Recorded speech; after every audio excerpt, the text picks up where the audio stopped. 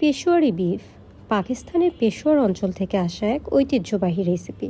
মশলার ঝাঁজ নয়, বরং মাংসের আসল স্বাদটাই এখানে মুখ্য। সহজ উপকরণে তৈরি এই রেসিপি বাংলাদেশে এসেছে ব্যবসা ও প্রবাসীদের হাত ধরে। ঢাকার ফুড কালচারে এটি ধীরে ধীরে জায়গা করে নিচ্ছে এর ইউনিক স্বাদ আর কম ঝালের কারণে। চলুন আজ বানিয়ে ফেলি একটু অন্যরকম পেশোয়ারি বিফ একেবারে ঘরের রান্নায়। প্রথমেই প্যানের মধ্যে ঘি দিয়ে গরম হয়ে আসলে তার মধ্যে দিয়ে দিব মাংস।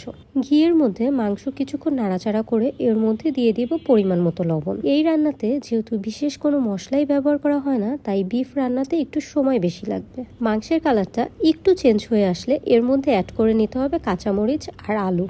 আলু দেওয়ার পর আমি আর একটু ঘি অ্যাড করে নিচ্ছি যাতে ঘ্রাণটা একদম ইনট্যাক্ট থাকে। অথেন্টিক বিফ পেশোয়ারি রান্নাতে এ পর্যায়ে দিয়ে দিতে হয় গোলমরিচ।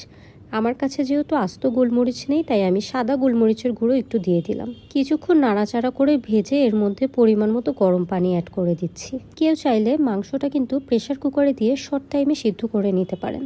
আমার হাতে যথেষ্ট সময় থাকায় আমি আর প্রেসার কুকারে দেইনি, এমনিই রান্না করছি। ঢাকনা দিয়ে ঢেকে দিয়েছিলাম।